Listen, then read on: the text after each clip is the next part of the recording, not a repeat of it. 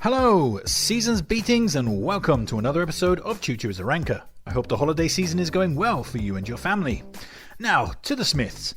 They are truly one of the most influential bands in the world. Countless other acts have tried to plough the same fertile furrow as Morrissey and Johnny Marr, but have any of them succeeded in bettering the formula? Are the Smiths truly any better than the bands that they inspired? We'll find out today. Ding ding! The following contest is a fatal five-way match, and it is for the World Heavyweight Championship of bands that sound a bit like the Smiths. This contest will be fought over 4 chronological rounds. Points will be awarded for both ranking position and star rating. Points will then be multiplied by a factor of 10. For example, if an album gets ranked first place of 5, it will receive 5 points. Multiplied by 10, that's 50 points. If it has a full 5-star rating, that's another 5 times 10 multiplied score of 50 points for a maximum combined score of 100 points per round. Is this way too convoluted? Yes it is. So let's introduce our combatants in alphabetical order. First, hailing from London, England, with a discography weighing in at 4 albums, we have the cult Britpop band Gene. Next, hailing from Oxford, England, with a discography weighing in at 4 albums, we have the 90s indie jangle band Heavenly. Then, hailing from Worthing, England, with a discography weighing in at 4 albums, we have the snivelling post-Big Brother sellouts, The Ordinary Boys. Next, hailing from York, England, with a discography weighing in at 5 albums, although we're going to be disqualifying the 2017 Comeback Reunion album because, well, yeah, it fucks up this entire concept, we have the Britpop stalwarts Shed 7. Lastly, hailing from Manchester, England, with a discography of 4 albums, we have the reigning, defending, heavyweight champion of bands that sound a bit like the Smiths, The Smiths! So, let's have a nice clean fight and see who survives out in the bitter cold and brutal savagery of the Ranker Pit.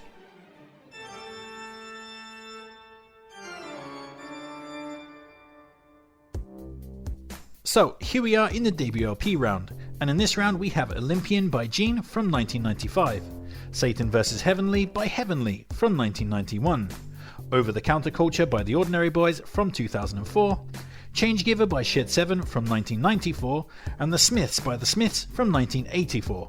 So, are you ready? 3, 2, 1, fight!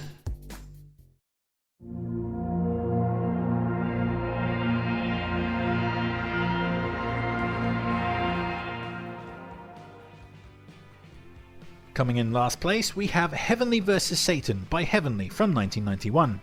And in the wake of the Smiths and their popularity, jangle bands had become incredibly commonplace, saturating the market and causing something of a backlash that started a movement towards new sounds like baggy and shoegaze.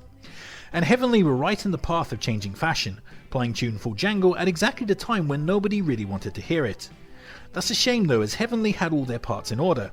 Amelia Fletcher's voice was as sweet as sticky honey, and guitarist Peter Monchelov had a good way around lovely arpeggiated guitar riffs and power pop melodies.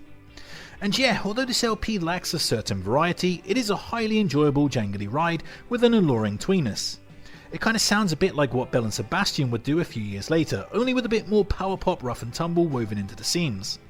Tracks like Cool Guitar Boy, Boyfriend Stays the Same, Don't Be Fooled Again, and I Fell in Love Last Night thrum with an immediately enjoyable and lightweight charm, while the best track, Shallow, is beautiful with its sparkly guitar work and iconic dovetailing chorus. So yeah, the odd bit of ignorable jangle fluff aside, and this is a solid debut LP from Heavenly, 3.5 stars, which gives this album a total of 45 points.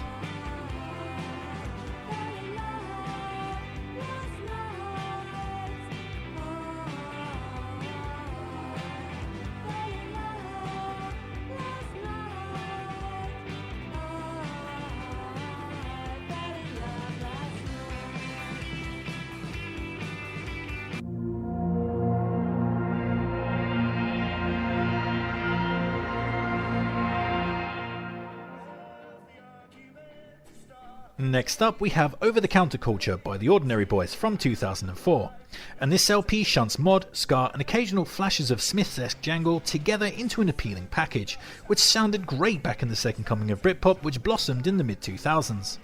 And at the centre of it all was Preston, a good-looking and charismatic frontman who had more than a whiff of Morrissey about him. He was pretty darn cool, before Big Brother snatched every ounce of credibility from him. Anyway, this is pre-TV infamy, and Over the Counterculture remains a remarkably solid and super catchy LP. Sure, there's the odd slab of bustlery filler, such as Weekend Revolution, In the Awe of the Awful, or the fairly dire closer Robots and Monkeys, but they don't really hamper what is a mostly great record. Title track, Over the Counterculture, is a fantastic opener with its blaring guitar chords, triumphant horns and jam-esque social reflection. Talk Talk Talk basically retreads the sentiment of Morrissey's R. Frank, but without the wit. It is, however, incredibly catchy. Little Bitch is an awesome cover of the Specials classic that actually manages to outshine the original. Maybe Someday is rad with its whiplash fast punk attack and sing-along catchiness, while Seaside is wonderful as Preston delivers a lovely uplifting lyric over a sweeping ballad that's drenched in pure Morrissey fanboyisms. So yeah, this is a great album from the Ordinary Boys. Like, if only the rest of their career was as good as this promising start. 4 stars, which gives this LP a total of 60 points.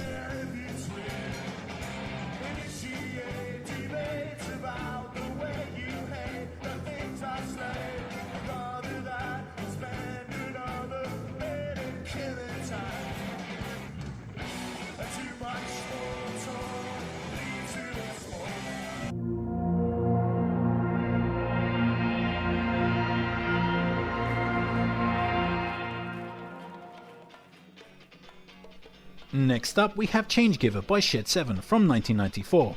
And Shed 7 kind of typified the whole Britpop movement, with singer Rick Whitter's wide boy swagger and hedonistic working class lyrics perfectly complementing guitarist Paul Banks' jangly melodies that, on this debut, had been fed through the churning Definitely Maybe distortion machine. This record is just so in your face, but in a really catchy and fun way. But where Shed 7 score massive points over Oasis is through Whitter's obvious love of Morrissey. His lyrics, while not terribly elegant, do have an impressive degree of heart and emotional connectivity. And sometimes they're just hilariously dumb, like on the song Casino Girl that, while catchy, is simply dedicated to salivating at the prospect of, well, yep, shagging a casino girl. Sometimes it's just the simple things. But there are so many awesome tracks on offer here, from the supremely catchy Speakeasy, to the beautiful balladeering of Ocean Pie, to the awesome bongo-infused indie disco of Dolphin, to the lusty catchiness of the band's debut single Mark. There are tons of instantly memorable hits to dig into. But the more emotional deep cuts like the tear-drenched Head in Hands, or the jangly Smiths-esque slice of misery that is missing out, are also just as worthwhile, as are the cuts that show off Banks' incendiary guitar skills like Stars in Your Eyes, or the 8-minute epic closer On an Island with You. So yeah, this album is a Britpop classic. I absolutely love it. 5 stars, which gives this LP a total of 80 points.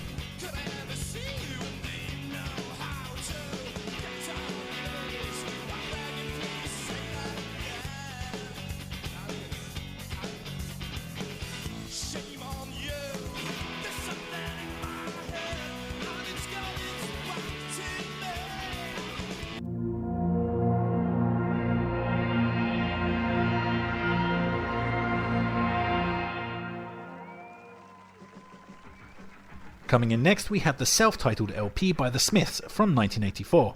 And yeah, this was the album that introduced Stephen Patrick Morrissey to the world. Whilst there had been elements of The Smiths before, the Kinks had the jangle and the keen sense of Englishness, the Velvet Underground and Orange Juice had their emotion and similar vocal lines, Talking Heads had their eloquent bookishness, but The Smiths somehow fused all those elements into a perfectly distilled and mercilessly consistent package. Of course, the brilliance of The Smiths was not just Morrissey alone. Johnny Marr dripped relentless guitar gold on tap, while Mike Joyce and Andy Rourke were arguably the tightest rhythm section of the 1980s.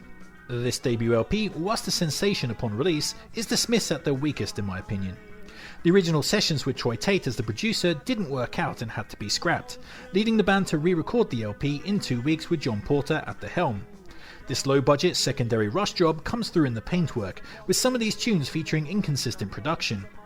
Also, Morrissey and Marr were still finding their feet here, and some of the band's weakest material is housed on this LP. Pretty Girls Make Graves has a fun pantomime element to its lyrics, but it's a touch too basic both lyrically and musically. Miserable Lie, on the other hand, has some great lyrics and a cool pace-changing structure, but is hamstrung by poor production and Morrissey's grating early falsetto. While I Don't Owe You Anything is comparatively dull when compared to the band's other output. It's just instantly one of those tracks that belongs amongst the band's worst offerings. But the odd rocky moment is completely, ridiculously overshadowed by a wealth of outright banging classics. Reel Around the Fountain is beautiful with its lovely Paul Carrack piano lines, steady rhythm and Morrissey's comforting assertion that people see no worth in you. Oh, but I do. You've Got Everything Now is fantastic, with Morrissey's set of unforgettable and iconic lyrics weaving perfectly through Johnny Marr's delicate arpeggiated riffs. This charming man is amazing with his legendary chiming guitar work and instant catchiness. Still Ill is an all-time classic. Marr's chugging guitar sets up one of Morrissey's best ever lyrics. Every line of the song is so brilliant and so quotable. Well, if you must go to work tomorrow, well, if I were you, I wouldn't bother, for there are brighter sides to life, and I should know because I've seen them, but not very often. The band's debut single, Hand in Glove, is insidiously catchy and has lyrics that feel like they've been pulled from a gang of homoerotic Victorian chimney sweeps. What Difference Does It Make has a slick raucous groove and a cool swagger, while closer, Suffer Little Children, is haunting with its dive into the child murders perpetrated by Myra Hindley and Ian Brady. So yeah, despite some minor complaints here and there, the classic nature of this LP and the overwhelming excellence of its best tracks overcomes all and delivers it to a rating of 5 stars, which means this record ends up with a total of 90 points.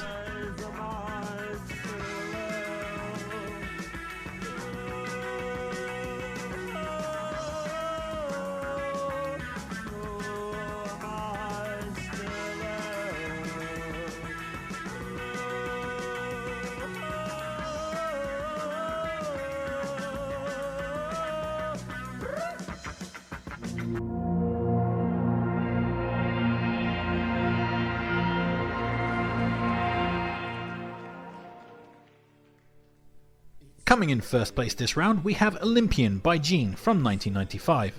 And Gene, of course, were part of the Britpop movement, but somehow they always seemed at odds and apart from it. A big-hearted beauty caught adrift, lost in a sea of opposing trends and often lampooned by the fashionable and hip. I guess in a way that's what drove me into the arms of Gene as a teenager. I didn't feel like I belonged. I wasn't into all that beer-swilling bullishness, and I yearned for music that spoke to my depressed and constantly broken heart. Enter Gene, whose status was confirmed when I confessed my interest in them to a Britpop fashionista friend, who responded, "Ooh, don't listen to them, they're terrible." I immediately went out and bought a poster and a t-shirt. I guess it was like my own form of rebellion, like punk in the 70s, but with tea and crumpets and bursts of random tears replacing the anarchy. And Gene's Olympian is a perfect debut. I mean, the weakest track on this record is the closing number, We'll Find Our Own Way, which is a gentle slice of acoustic catharsis and isn't bad at all. But everything else on this careens into the halls of musical perfection. From the growling rock of the opening Haunted by You, which sees Martin Rossiter setting out his own quotable lyric store with lines like, "From the pub to the grave, I've been haunted by you," to the bluesy guitar work on Truth Rest Your Head, which is pretty damn impressive, to the haunting mysterious emotions of A Car That Sped and London Can You Wait, which feel wrapped up in grief and loss, to the thunderous smoke-belching rock of Left Handed, which tempers its snarl with some LGBTQ supporting lyrics. The LP just fires on all cylinders. But the hits, man, they just keep on coming. Still Can't Find the Phone is beautiful with its country-tinged rockabilly jangle, and Martin Rossiter sounding like he's actually been possessed by a Ouija board-wielding Morrissey. Sleep Well Tonight is a super catchy slice of rocking anthemia, while the band's signature tune, Olympian, is perfectly designed to be sung into the night at maximum volume after a pub crawl and a kebab. So yeah, Gene's Olympian is a much underrated masterpiece and one of the very best albums that the Britpop movement generated. 5 stars, which gives this LP a total of 100 points.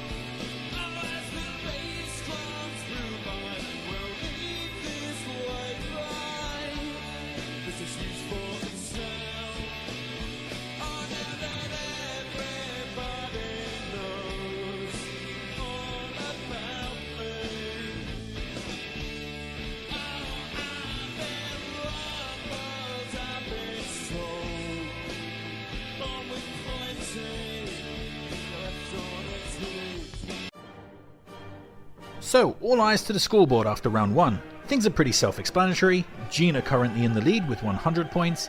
The Smiths are in second with 90 points. Shed 7 are third with 80 points. The Ordinary Boys are fourth with 60 points. And Heavenly are in last place with 45 points. Whoa, the champions just got stung in that round. Will there be an upset? Fuck me, this is edge of the seat stuff.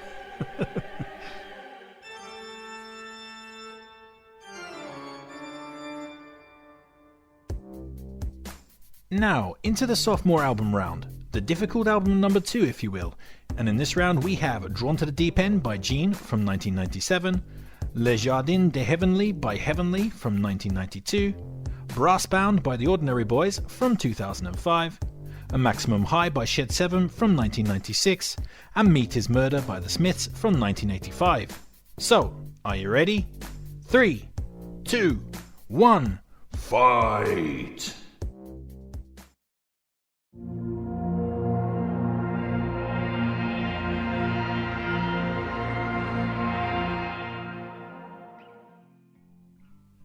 Coming in last again in round 2, we have Le Jardin de Heavenly by Heavenly from 1992, and this is basically a retread of the band's debut LP.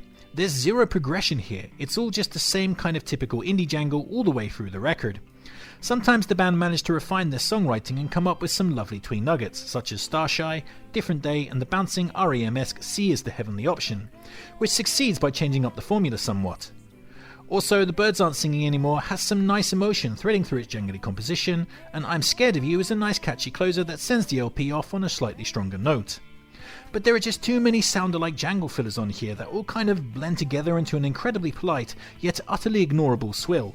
Tracks like Orange Corduroy Dress, Sort of Mine, Our Love Is Heavenly and Wrap My Arms Around Him don't offer anything new or interesting, while the late album ballad So Little Deserved tries for some kind of dour emotion but just ends up sounding dull. So yeah, whilst Heavenly's sound remains inherently pleasant, this is ultimately a disappointing and repetitious second outing for the band, 2.5 stars, which gives this LP a total of 35 points.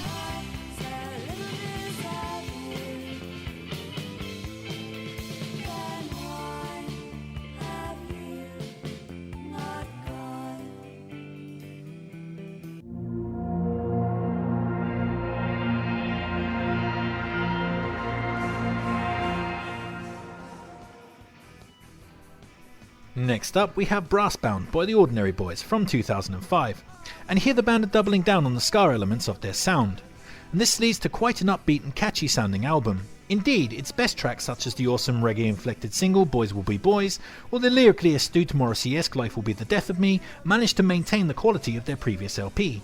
But this album really struggles with a lack of variety, both within its guitar style, textures and also pacing. Much like the previous Heavenly entry, a lot of these songs mulch together and become a bit nondescript. Christ, I mean there are so many stop-start stuttering guitar lines on this that you'll be hearing that relentlessly grinding sound in your sleep.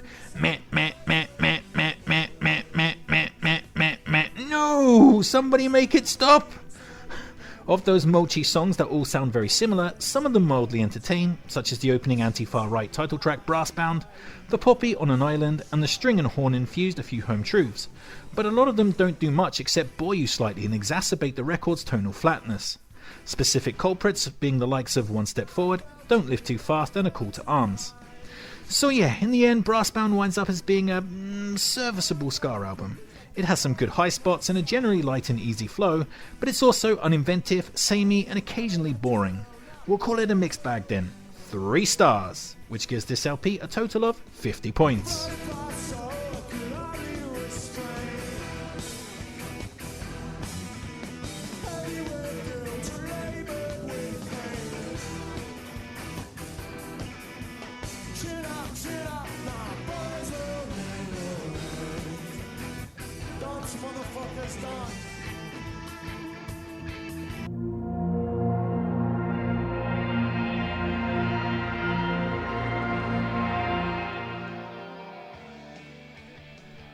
Next up we have A Maximum High by Shed 7 from 1996, and here we find the band at the height of their powers, with the record selling 500,000 copies and spawning a clutch of classic Britpop singles.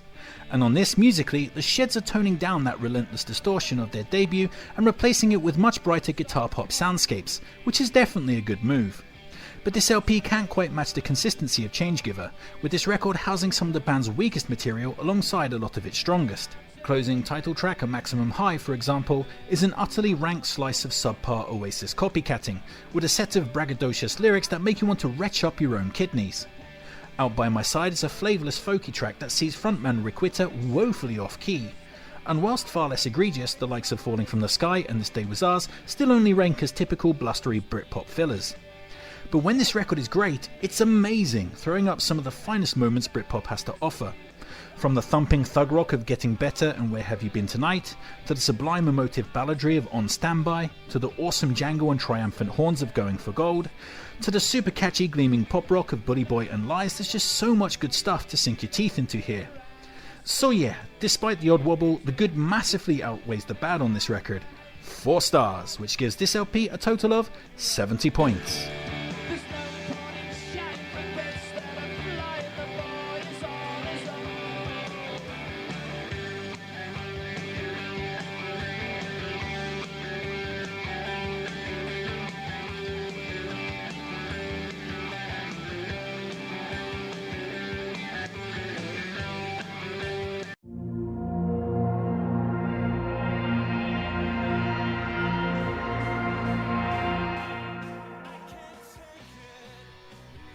Coming in next, we have Drawn to the Deep End by Gene from 1997.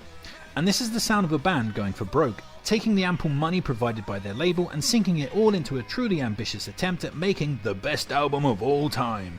Really going for that Sgt. Pepper as epic as you can possibly get vibe.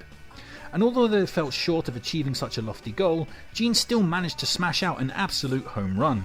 The quality across these 12 songs is kept remarkably high, but what really impresses is the scale of the album's variety. No 2 songs on this record sound even remotely similar. From the fantastic bouncing power pop of Fighting Fit, to the sweeping grandiose ballad Speak to Me Someone, to the snarling punk of Voice of the Father, to the gentle acoustic folk of Long Sleeves for the Summer, it's all really great and really diverse stuff, with Martin Rossiter's tender lyrics anchoring everything with an aching emotional core. Other highlights include the opening and closing prog rock tinge tracks, New Amusements and Sub Rosa, the gorgeous guitar work on the brilliant Save Me I'm Yours, the Elvis Presley inflected stutter rock of We Could Be Kings, and the grandstanding sing-along anthemics of Where Are They Now. So yeah, I could go on and reel off all the rest of the tracks because there isn't a bad one on here, but I'll stop there and conclude by saying that this is a much underrated masterpiece. 5 stars, which gives this LP a total of 90 points.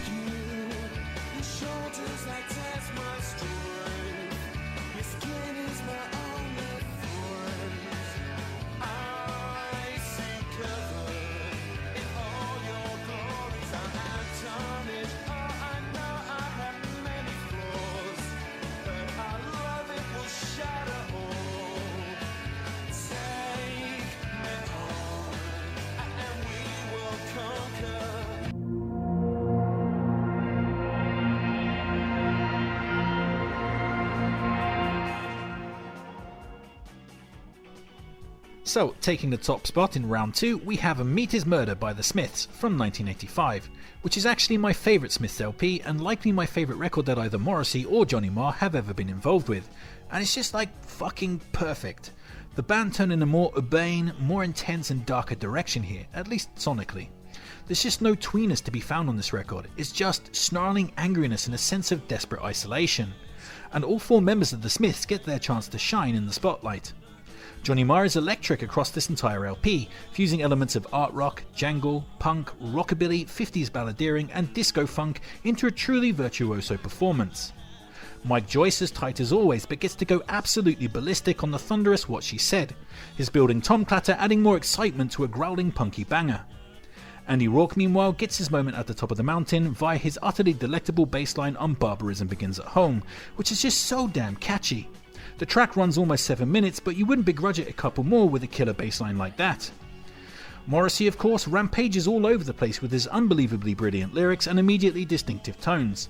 From his crushed romantic desperation on Well I Wonder, Do You See Me When We Pass? I Half Die, to his Wildian wit on Nowhere Fast, I Am a Man of Means, of slender means, to his abject despair on the phenomenal That Joke Isn't Funny Anymore, When you laugh about the people who feel so very lonely their only desire is to die, well, it doesn't make me smile. He's just on fine form from start to finish. Mopping up the rest of the tracks, Headmaster Ritual has an amazing set of riffs from Johnny Marr and a vocal performance from Morrissey that digs itself into your psyche and never leaves. He kicks me in the showers, he grabs me and devours, he kicks me in the showers and grabs me and devours. Rush Home Ruffians is an awesome diversion of Marie's The Name of His Latest Flames rockabilly stomp. I Want the One I Can't Have drives you mad with its spacious yet cold jangle rock, while Meat is Murder is unarguably the greatest and most famous vegetarian anthem of all time. I would like to go vegetarian myself, but I literally cannot live without bacon sandwiches. So yeah, to say I love this album would be a gross understatement. It's simply one of my favourite albums of all time. Yeah, that'll do, pig. 5 stars, which gives this LP a total of 100 points.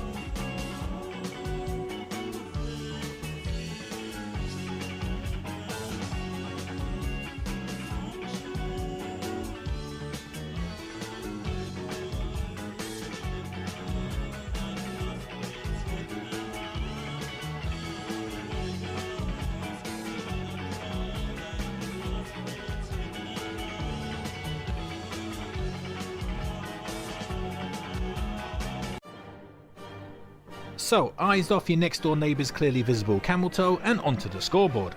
Gene and the Smiths are now tied for first place with 190 points each. Shed 7 remains in third place with 150 points.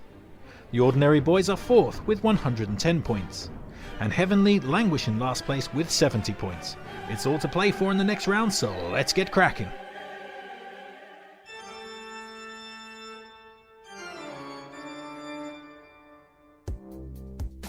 Time for round 3 and the parade of third albums, which is usually where you find out if a band truly has legs or not. And in this round we have Revelations by Gene from 1999, The Decline and Fall of Heavenly by Heavenly from 1994, How to Get Everything You Ever Wanted in 10 Easy Steps by the Ordinary Boys from 2006, Let It Ride by Shed 7 from 1998, and The Queen is Dead by the Smiths from 1986. So, are you ready? On 3, 2, 1... fight!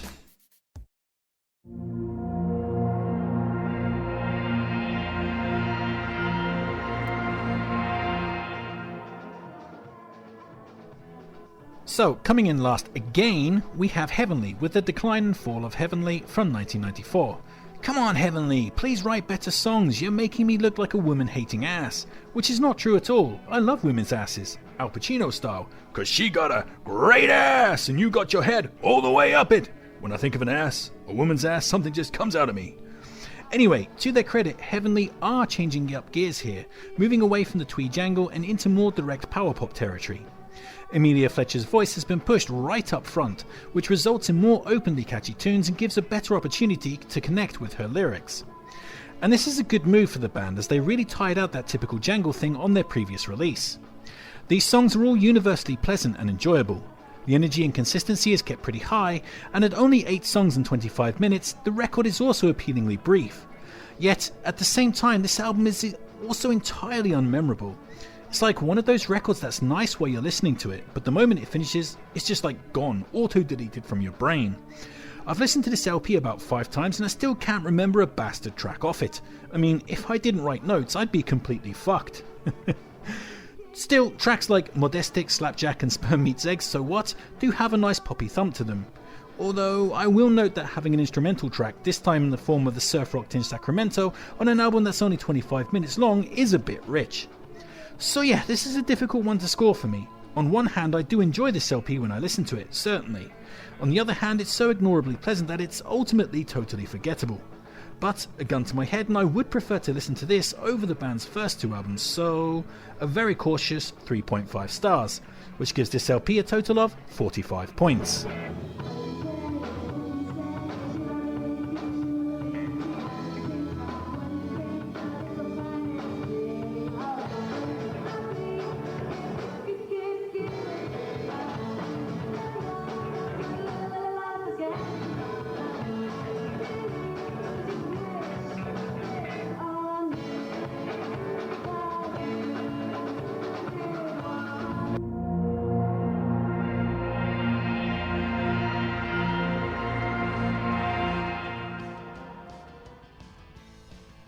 Next up we have Revelations by Gene from 1999.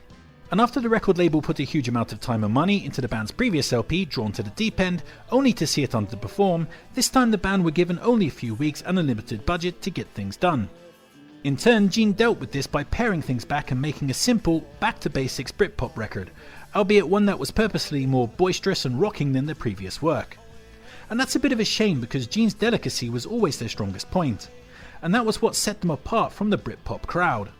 But here the band are right in amongst the Britpop throng, and seeing as this LP is lacking in nuance or scope, its success or failure all comes down to the quality of its individual songs. The large majority of which are pretty good, but there are some major wobbles that do let the side down.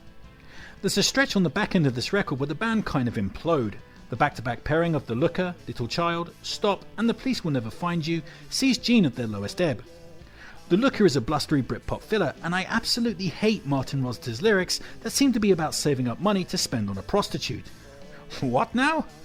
Little Child, on the other hand, has some lovely lyrics about being a father, but an unappealingly cluttered composition that drowns everything. Stop is mildly catchy but no more, while The Police Will Never Find You is a dull grinding rocker that sees Rosa inexplicably threatening to break your kneecaps with a claw hammer. But on the flip side, as good as it gets is a barnstorming jam-esque polemic rocker. The British Disease and Mayday also tackle the government over some punky riffs and snarling energy. Something in the Water is great with his funky Kevin Miles bassline stealing the show.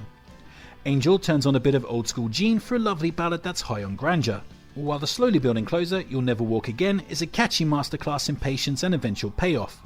Although it makes you wonder if the reason You'll Never Walk Again is because Rosita actually made good on his knee hammering, in which case the song really starts to take on a sick fuck kind of vibe. Damn psychopath. So yeah, this LP was lambasted upon release and many fans disapproved of its general direction. But I've always had a soft spot for it and it's super nostalgic on a personal level. I personally went a bit loopy on a previous episode of Chuchu Reviews and rated this 4 stars. Here, mercifully, I am going to come down on that just a touch and put this at 3.5 stars, which gives to this LP a total of 55 points.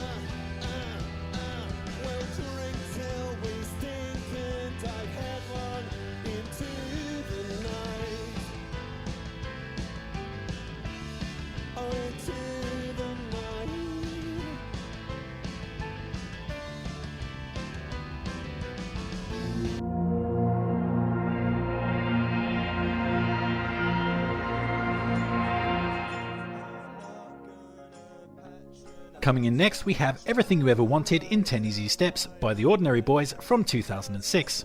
And this album comes in the wake of Preston's appearance on the TV show Celebrity Big Brother, in which Preston gained a short-lived notoriety for vigorously flirting with another contestant, Chantel.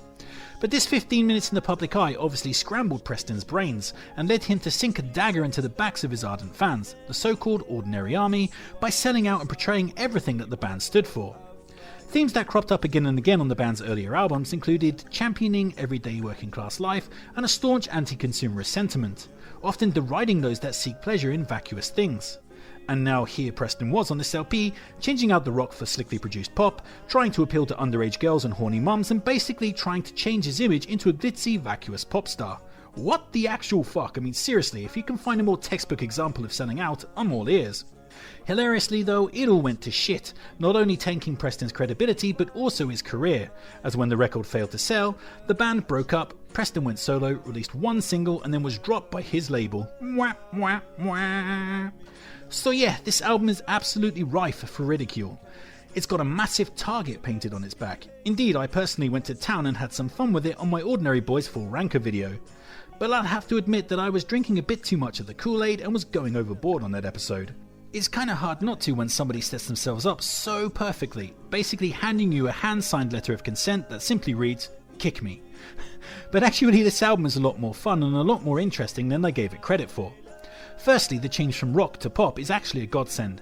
The band really dug themselves a repetitive pit on their previous LP. I mean, if I had to hear another album of that stop-start guitar dolladry, I'd probably have to change my name to R.I.P. Chuchu is a Hanger. The synths, dance beats and bleepy bloopy pop additions actually make for a more compelling soundscape and suit Preston's vocal style really well. The other thing on this record that's awesome is Preston's lyrical performance. This is absolutely one of the more interesting albums on this list from a lyrical perspective. The dude is shooting from the heart here. He's dealing with the guilt of selling out, his own hypocritical lust for fame, the vagaries of suddenly becoming an overnight pop star, and the underlying deep and well-founded fear that his career and reputation is about to hit the fucking skids. It's all here laid bare. The soundscapes might sound more poppy and vacuous, although I personally prefer them, but his lyrics are anything but vacuous. It's a really nuanced and layered lyrical onion to dig into. But it's not perfect, obviously. Tracks like The Higher the Highs and Shut Your Mouth are slickly produced and mildly catchy, but also a bit throwaway and forgettable. The closing instrumental track, Thank You and Good Night, is about 3 times as long as it should be, even though I appreciate the obvious cathartic intent of it.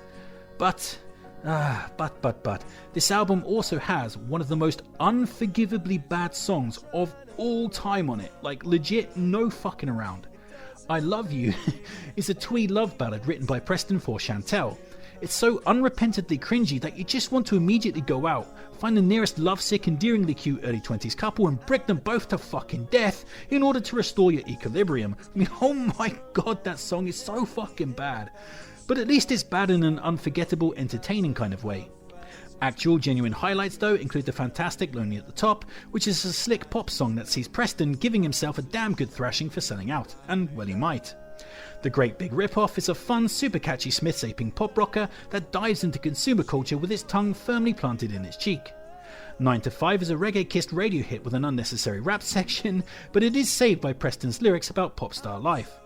While We've Got the Best Job Ever and Walking on the Fault Lines sees Preston staring into the abyss of his own approaching doom over cavorting catchiness and pristine pulsing dance beats. So yeah, I've rambled on way too long here, but this is one of the most fun and legitimately interesting albums on this list to talk about. I think it might actually be the Ordinary Boys' best record, which is a hell of a take. But still, this gets 4 stars, which gives this LP a total of 70 points.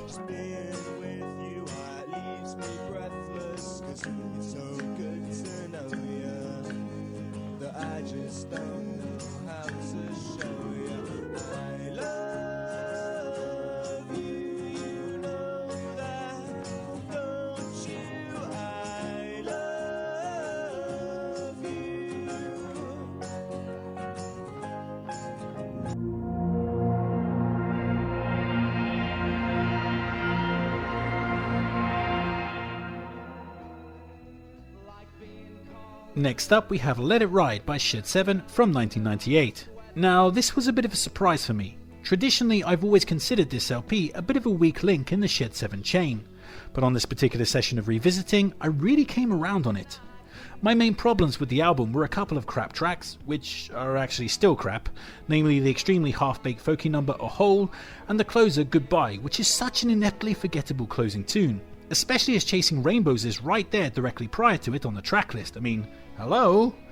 And also an overcluttered and overcooked soundscape.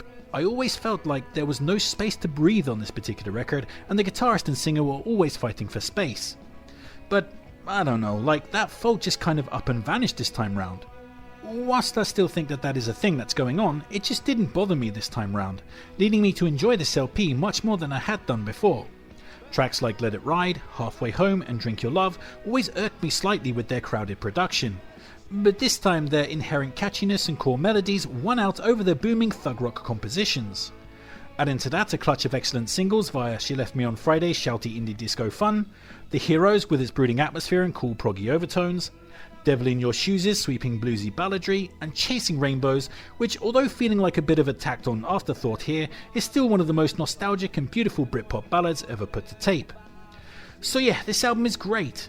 A quick and necessary mention to the opening Return, which has an epic guitar performance to die for. It absolutely kicks ass, as does the majority of this record.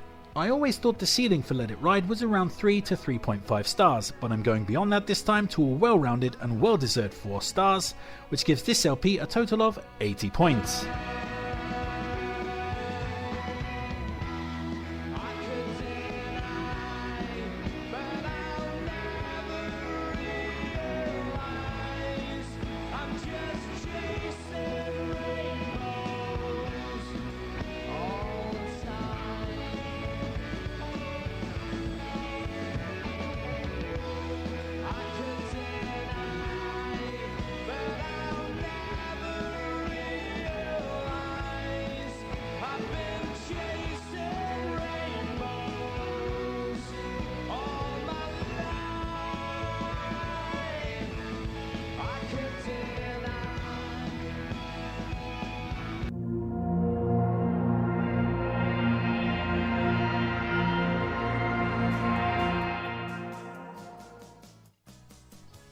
So, coming in first place this round, we have The Queen is Dead by The Smiths from 1986.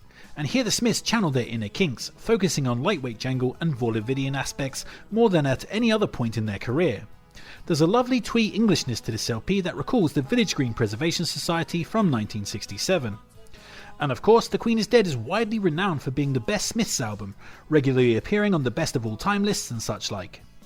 And while I'm always delighted to see the Smiths gain such plaudits, I must say that I disagree with the majority of critics on that point. So yeah, let's just get into it. Like, why is The Queen is Dead not my favourite Smiths record? Well, firstly, on the most basic of levels, I simply prefer Meat is Murder and Strange Ways. I think those two albums are note perfect the whole way through. Plus, from an atmospheric standpoint, I just prefer Meat is Murder's urbane starkness and Strange Ways' Here We Comes gathering gloom to The Queen is Dead's light playfulness. But most importantly, I think The Queen is Dead has 3 songs on it that I consider to be comparatively weak. Now, I'll put a massive caveat on that. When I'm talking about weak Smiths songs, I mean that only within the insular world of the Smiths. The songs I'm about to complain about are not bad songs. Hell, they'd probably be high spots on another artist's album, but the Smiths have their own elevated standard of excellence, and I personally think that these three tunes fall below that. Firstly, we have Never Had No One Ever, which again is a decent song, but I feel like the dirgy instrumental section doesn't really go anywhere interesting. Next, controversially, is Big Mouth Strikes Again. I like Johnny Marr's composition a lot, it's jangly and rocking and full of energy, but I find Morrissey's lyrics to be quite vacuous and repetitive. Plus that sped up backing vocal in the chorus has not aged well. I mean, it just sounds terrible and annoys me. Finally, there's the closer, Some Girls Are Bigger Than Others. I like the track's campy carry-on style frivolity and Johnny Marr's arpeggiated guitar jangle, but after There Is a Light That Never Goes Out, it just feels like such a come down. All the emotion from that song dissipates when faced with such a lightweight closer. But that's it. Everything else on The Queen Is Dead is amazing. From the badass opening Wara attack of the epic title track, to the wonderful music hall vaudeville of Frankly Mr. Shankly and Vicar in a Tutu, to the awesome summary jangle of Cemetery Gates and The Boy with a Thorn in His Side, to the sweepingly romantic and achingly desperate There Is a Light That Never Goes Out and I Know It's Over, it's all life-threateningly brilliant stuff. So yeah, it's weird to delve into the negatives of an album that I love so dearly, and I do dearly love it. Throughout my teenage years, The Queen Is Dead was so damn meaningful to me, more than I can say. Songs like I Know It's Over and There Is a Light That Never Goes Out used to both crush and uplift me in the small hours of the night, when the weight of existence would creep up and overwhelm me. So despite pointing out the reasons why it still isn't my favourite Smiths LP, I could never rate this wonderful record anything less than 5 stars, which gives this LP a total of 100 points.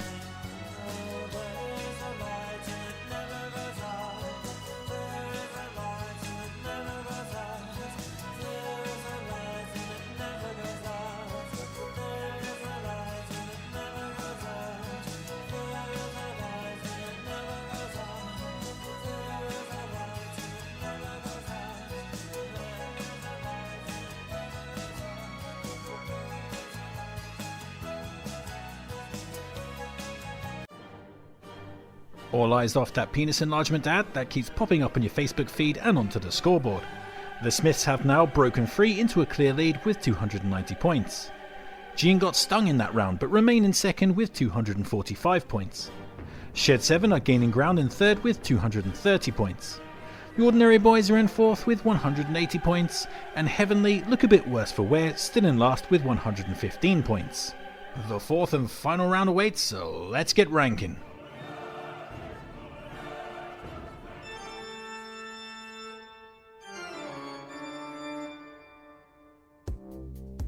Into the final round we go, and in the final round we have Libertine by Gene from 2001, Operation Heavenly by Heavenly from 1996, The Ordinary Boys by The Ordinary Boys from 2015, Truth Be Told by Shed 7 from 2001, and Strange Ways Here We Come by The Smiths from 1987. So, are you ready? Once more into the breach, dear friends, on 3, 2, 1, fight!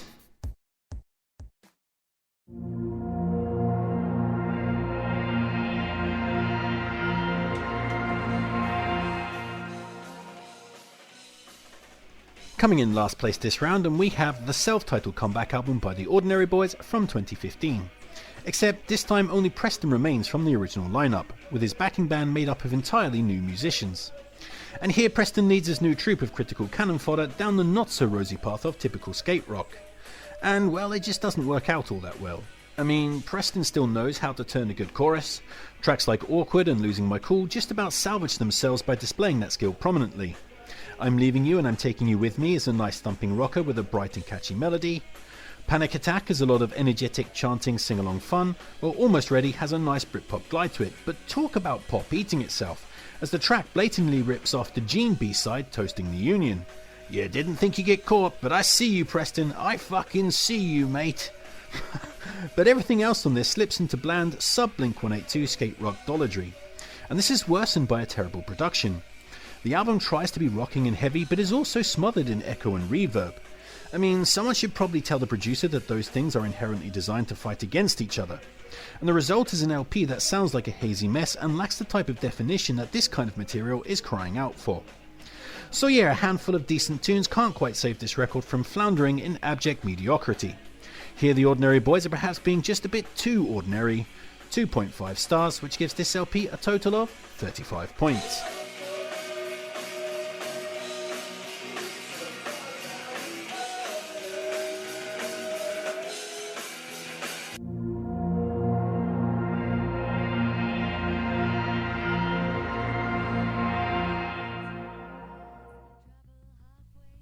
Next up we have Operation Heavenly by Heavenly from 1996. And finally, Heavenly are hauling themselves out of last place with arguably their finest album. And this LP takes the power pop of their previous, The Decline and Fall of Heavenly, and skews in a Britpop direction, which in 1996 was all the rage. And this results in the band's final step into directness. All of the echoey, distant, jangle and obscured vocals have been swept away here, leaving a clean and crystal clear set of bubblegum Britpop tunes to dig into, which in my opinion is preferable to the somewhat anodyne jangle of the band's earlier work. That said, the album still isn't perfect. At first the record sounds fresh and engaging, but by the final third repetition starts to set in, along with the realisation that a lot of these compositions are quite similar to each other, much like the band's older albums, just in a different genre.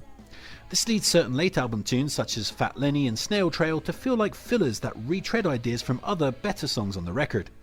Still though, tracks like Trophy Girlfriend, Space Manatine, Ben Sherman and By the Way do more than enough to entertain with their Great Escape era Blur-esque Britpop sheen and zesty energy. So yeah, it's a little bit too little too late for Heavenly at this point, but at least they're ending the tenure with their best performance, 3.5 stars, which gives this LP a total of 55 points.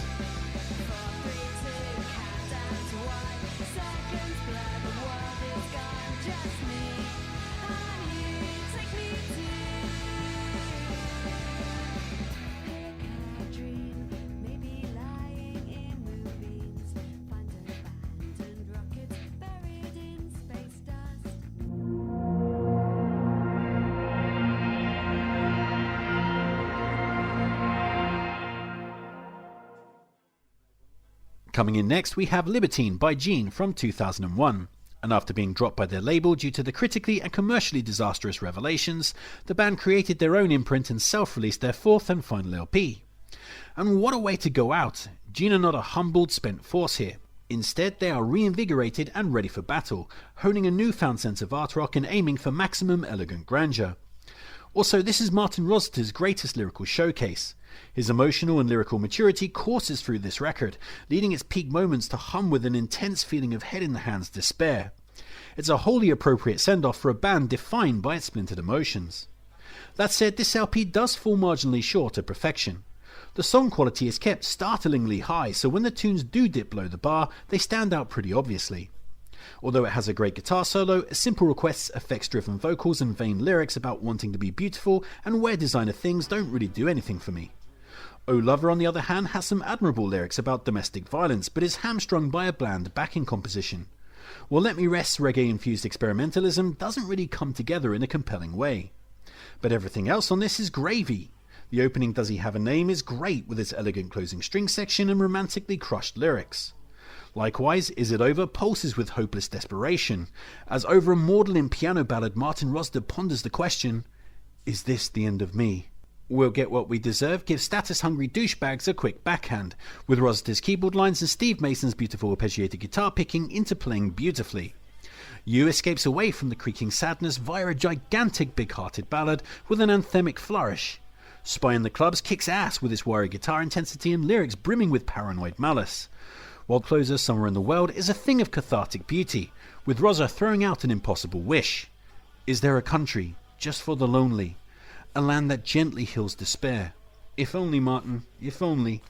So yeah, add into that the pristine disco rhythms of Yours for the Taking, and the stuttering guitar pop of Walking in the Shadows, and you have a superb, deeply meaningful swan song from Gene, 4.5 stars, which gives this LP a total of 75 points.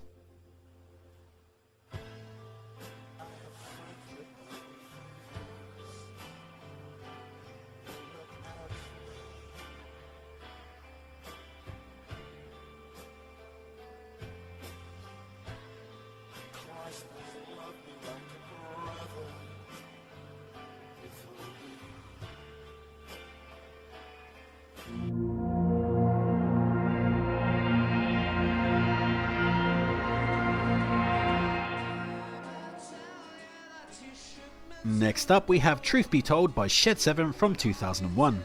And much like Gene, the Sheds got booted off the Polydor label after their third LP and ended up playing their fourth album via the Indies.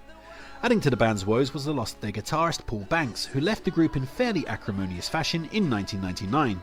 Here he's replaced by Joe Johnson, who was actually the band's original guitarist before deciding to leave just prior to the Sheds getting signed. And here we have yet another Shed 7 album that I have been obviously overlooking and underrating these many years, because this album is great. Again, in a similar fashion to Jean's Libertine, this is a more stately and mature affair, a record creaking with resigned sadness and maudlin tones. Except the difference maker here is the replacement guitarist Joe Johnson. He explodes all over this LP with an appealing freshness, his John Squire-esque trills filling all the corners with rhythmic badassery and catchy hooks. And in terms of consistency, Truth Be Told also outperforms Libertine, as there isn't a weak track on here. Even the more throwaway tunes such as the Baroque Tinge to the Wind or the simple rocker Never Felt So Cold maintain a robust charm. But genuine high spots on a stacked release include Eyes Before and Thinking Again, which are awesome with their wilting emotions and twisting Joe Johnson guitar riffage.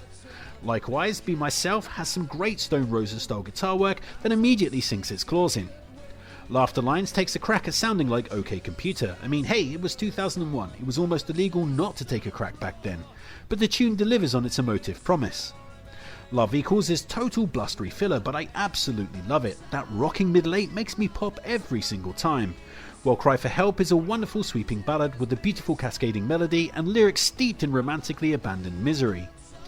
So yeah, giving mention to the lovely stuttering blues trills of Feathers, the stomping Britpop of If the Music Don't Move Ya, and the psychedelic haze of the closing Step Inside Your Love, and you have an epic final hurrah for Shed 7. Well, at least until 2017, when a reformed version of the band released a comeback LP, Instant Pleasures, but shh, we don't talk about that, even though it was actually pretty good. Or the fact that the band will release yet another album in January 2024. Oh my god, stop releasing albums, you bastards, you're fucking up my lists! Anyway, Truth Be Told gets 4.5 stars, which gives this LP a total of 85 points.